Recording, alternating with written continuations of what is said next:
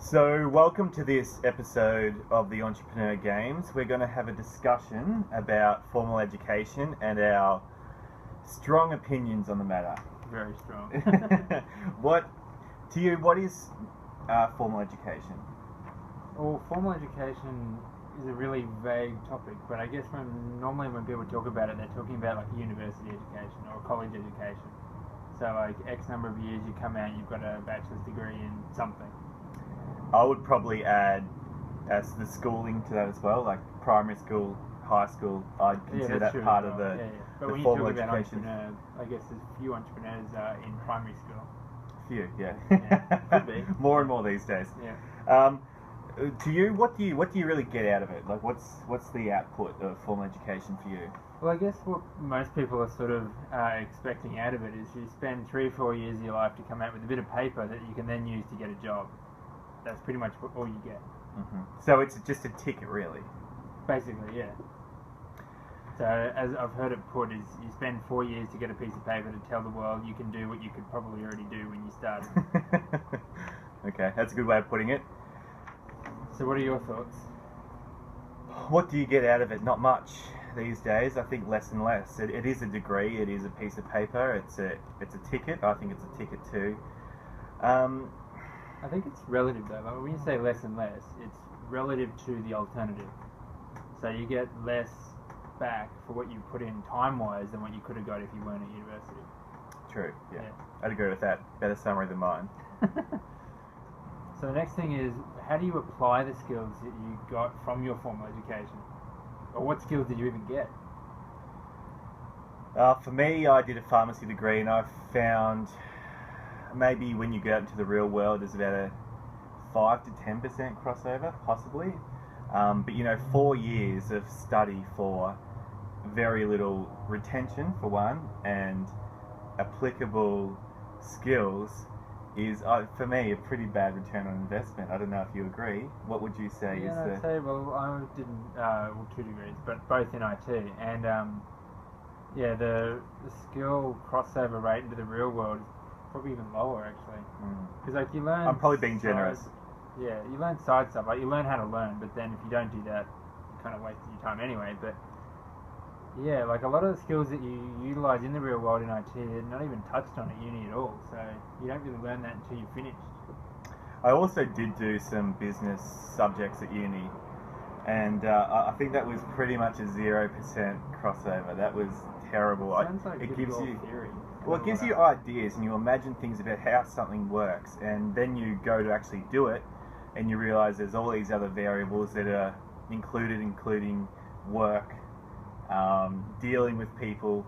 Well, that's what I think. Is like the reason why a lot of the skills aren't used or can't be used is because they disregard real life stuff that you can't disregard. Yeah. So when it gets to the real world, you're expecting this pristine condition for something, and it's just that never happens. I think that's probably true in a lot of courses. Sure. Yeah. Let's call it formal education fairyland. That pretty much sums it up. Okay, so we've talked about what you do get out of formal education, and we've been less than complimentary so far. Let's talk about the costs, because when you do anything really, especially in the business world, you've got to weigh up the potential return versus the cost on whatever investment it is, whether it's time, money, etc. And I think the biggest cost when it comes to IT is the project management side of things, or how things sort of fit together, or even just like the thinking of how, like, coding principles and stuff like that, where in the real world nothing ever works the way it does at uni, because at uni you've got all these false constructs of it would make sense for an assessment, but then that's all it makes sense for. So you get to the real world and you're working with real other software engineers, and they're like, why the hell would you do it that way? That's retarded. Trying to solve real problems. Well, that's probably the big difference, is that you're in the real world, you're solving real problems, and you have to take into account so many real constraints on the problem. Whereas for the assessment, it's the only real constraint is it has to be accessible. Yeah. Which is silly. Yeah. Yeah. So that's probably the biggest thing. And the other thing too is like the lack of. I guess this is probably up to the individual, but as an entrepreneur, if you're doing just IT, you're wasting your time. There should be some kind of business aspects to it, because in the real world, if you're working with IT stuff as a startup, without that knowledge, you're blind pretty much. So you did. You had more of a business focus with your uni. What sort of stuff did you do? Well, I took on a few business subjects as extras to try and get a what I thought was going to be a leg up as I left, and probably from the fact I'm laughing, it gives away the fact that I didn't get much out of it. You know, you hear about and you get presented with this imaginary constraint. Well, not an imaginary constraint, a lot of imaginary constraints, and you have a deadline, and which is okay, I guess. But you are not dealing with real world people. Business is done between people. It is not done on a piece of paper, you know. So to say that you can write something down and say I would do it like this, and that to be graded as, you know, it's just like saying. Writing down the physics of swimming. Like, if you can't swim, what's the point of writing down, well, you put one arm over your head and you reach forward? It's a bit like that. It's theory versus reality, the theory versus practice, however you want to put it. And I came out terribly disillusioned, unfortunately, and I thought everything was going to be hunky-dory in the real world, and that, you know, all my campaigns would go mega to mega profits, and, you know, Yeah. it was unfortunately, I still make mistakes to this day, and it annoys me. But in uni, I was told that I was good. Well, that's probably the biggest thing too, is the feedback loop from mistake to correction of mistake to like A/B testing, like knowing something's wrong, fixing it, trying something different or whatever. Whereas at uni, it's almost like there is a correct answer, which in the real world there may not be a correct answer, and you may have to adjust a lot more than what you would within the constraints of an assessment. Right, yeah. If that makes sense. And it's like, yeah, it's a linear sort of model, isn't it? That you're thought of, you know, how close can you get to 100% when, you know, it takes a lot more creativity, it takes a lot more, you know, appreciation of someone else's problem to be able to actually get anywhere. You know, you can't read about it on a piece of paper. So we've both hired people in the past. Would you hire anyone based on formal credentials? Do you know anyone in the private sector who does hire based on formal credentials? Well, in IT, you work for a big company, you'll be hired based on your bit of paper. You're working for like a smaller operation, you'll be hired based on reputation or reputation, basically. Yeah, so that either means people know you or the internet knows who you are. So that's, to me, that's way more valuable because it means you've actually done something for real in the real world, whereas a bit of paper means that you've sat in a classroom for 4 years and being told stuff that's probably not true or not relevant anymore. So would you hire someone based on formal credentials? Would it affect you at all? If I had two people coming in and one of them hadn't been in uni but had like a massive presence on the internet and stuff I could actually look at, and the other one hadn't had any of that, the one with the presence would get it hands down. There's no way to even look at the bit of paper. But if there were two people who didn't, like neither of them had a bit of paper, you still need to have the presence. It's not like there's a negative bias towards a bit of paper. It's just that it means less than having a real world experience. Does it mean anything? A bit of paper? Yeah. I mean, it's better than nothing. Like if you're just walking off the street, you've got nothing whatsoever, you still need to prove yourself some way. So you either prove it by saying, hey, I've been doing all this stuff in my spare time for a hobby and I know what I'm talking about, or I have this bit of paper that I may know what I'm talking about. So it gets you from 0 to 20%. Something like that, yeah. Like it's better than nothing, but it's still, it's nothing compared to experience. Sure. And like it's not like you need like work experience, like to have been working somewhere, because in IT it's a hobby. Like it costs you nothing to do it all the time. Or it costs you a computer. Yeah. I guess as part of this series, we're going to show that you can do a lot of things, not just to do with IT, but to do with marketing and selling yourself and testing assumptions and business models that you really don't need. There really isn't that much holding you back. So to justify putting in 4 years or 3 years into something that doesn't give you much practical value and cost you a fortune. And cost you a fortune, time and money. Like, yeah. I think the biggest thing is that all this stuff, like the IT skills, if you had to go to uni for 3 years even, you apply that to, like, say you're working somewhere and actually earning some income, even if it's not related to what you're actually trying to get into, but you were doing this stuff as a hobby in your spare time, you wouldn't end up with a student debt. You'd have made money, and you've grown all these skills. Like, I think that's the argument. Yeah, the net gain with doing that as opposed to going into debt Yeah, exactly. is astronomical. Really, it is huge. Especially because you have to devote lots of your time, because that's just part of the course, that you're paying to surrender that time instead of being paid, and what you get at the end is just a bit of paper. And I would say that with my hiring practices, I look at experience only. I don't even care if they've got an MBA or a... How do you gauge experience then? Well, on past projects, past employers. So the same kind of stuff. The same, yeah. Whether or not they've been actually working for someone, Yeah. or however, the main thing is you judge them based on their previous work, work as a loose term of stuff that they've done.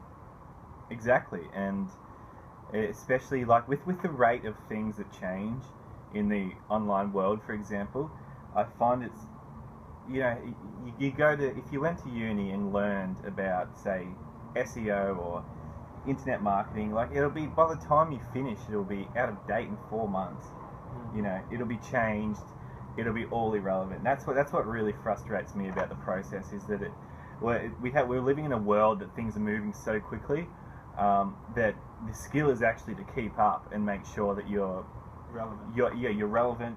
So, say someone's finishing high school soonish, and they've come to you and they say, Jack, what should I be doing with my life now?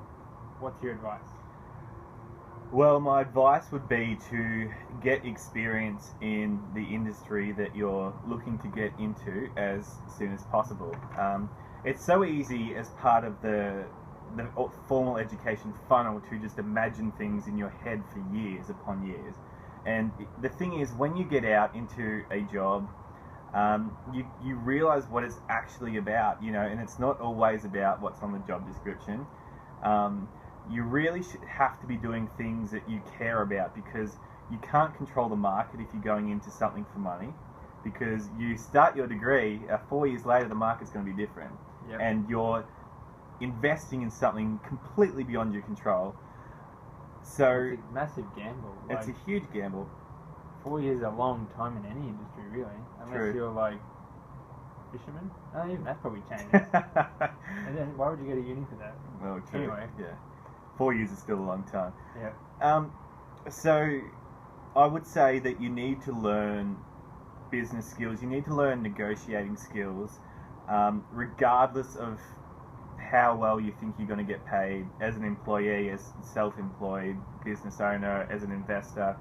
You have these skills that are brushed over, that are the only skills you actually need and will still be needed when you are finished. You'll still need them in 15 years. So I don't like the idea of just saying, I want to be a blah, because you don't know what it's like to be a blah.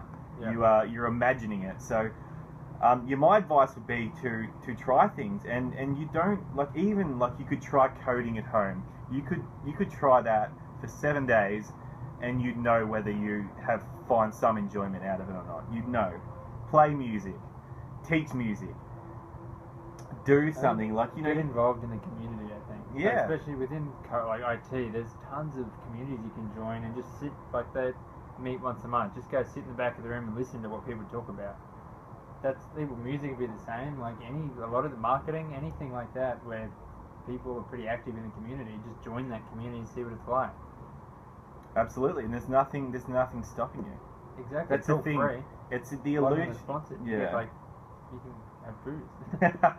Yeah, and it's like a procrastination penalty, really, that you don't know what it's going to be like. You could know what it's going to be like in a very short period of time. Put your 2-week investment in to something, and go from there. You might save yourself 4 years, and then you feel trapped in an industry you hate. So get some experience. Know what something's like. Don't make assumptions. As little assumptions as possible. Yeah. Yeah, I'd agree. So to wrap that up, Yeah, I'd say that don't go to uni. I'm serious when I say that. I think it's going to become less and less relevant. Obviously got a strong opinion on the matter. However, you really need to know what you want to do, not think what you want to do with your time. So yeah, close that feedback loop.